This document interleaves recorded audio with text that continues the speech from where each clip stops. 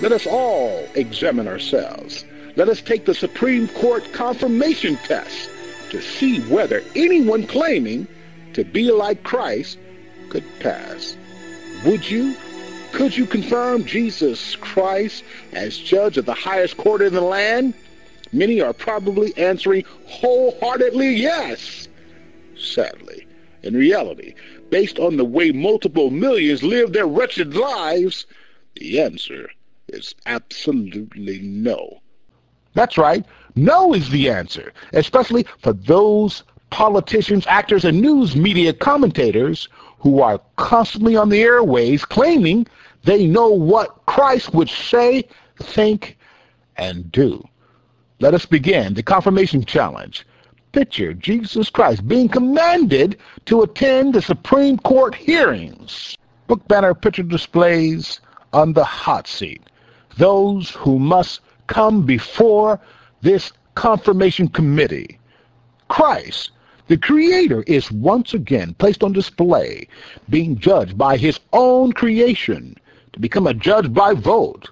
Imagine the Almighty Creator God being voted on by his very creation, whom have transformed themselves into a warped, ungodly people. Previous judgments, records, and past statements are commonly used for or against confirmation of judgeship. The entire biblical record is hereby used against the Almighty. Now, a panel of worldly elected officials and career politicians commence the questioning of Christ. Note to the reader, questions are asked by our imaginary American senator playing the role of a prominent government official.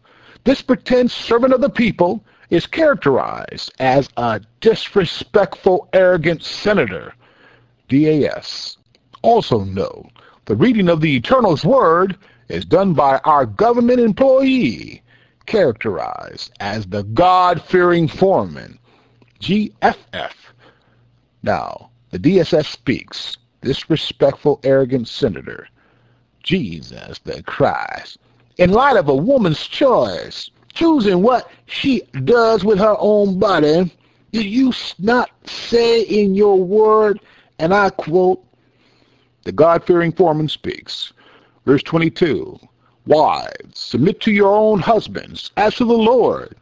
New International Version. Another version reads, verse 22, wives, be in subjection unto your own husbands, as to the Lord. Ephesians chapter 5, verse 22, American Standard Version.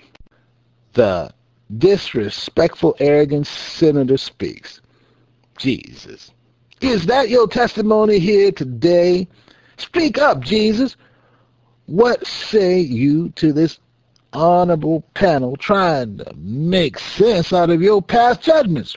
What is your defense?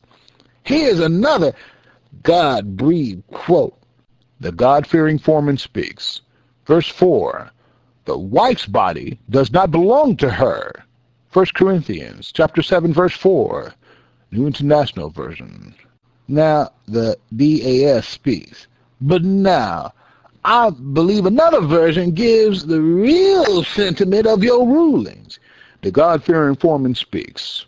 Verse 4, the wife does not have authority over her own body, but the husband does.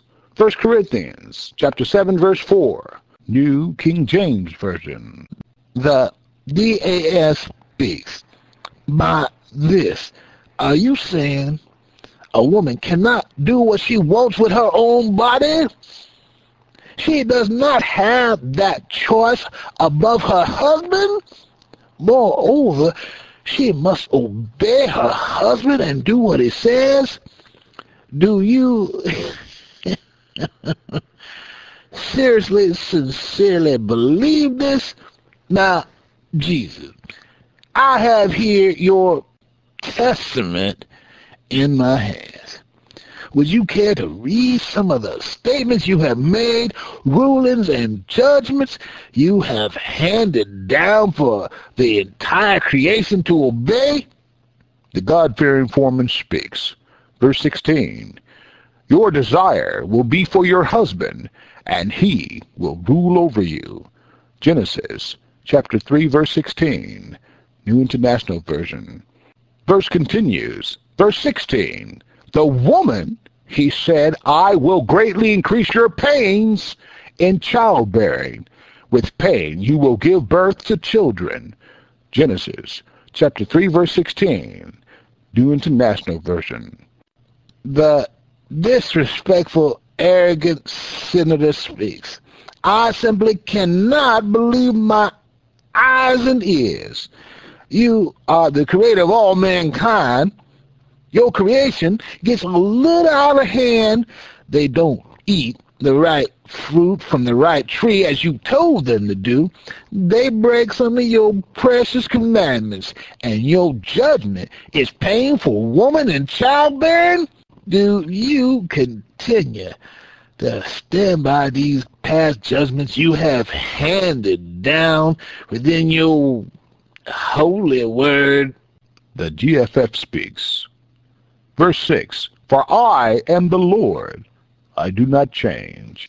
Malachi chapter 3, verse 6, New King James Version. The DAS speaks. What kind of compassion is that to have for your creation?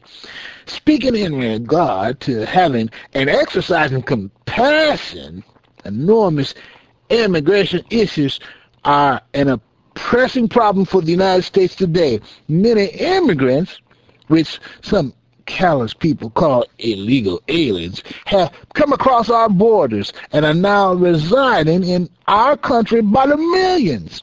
Are they, in your opinion, just poor immigrants looking for a better life, or would you characterize them as criminals?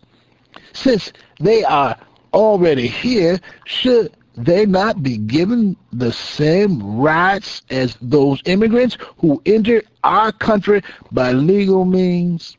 Before you answer, I'd like to read a direct quote from you, a bodacious blanket statement you made. The God-fearing foreman speaks. Verse 1, I tell you the truth, the man who does not enter by the sheep pen by the gate, but climbs in by some other way, is a thief and a robber.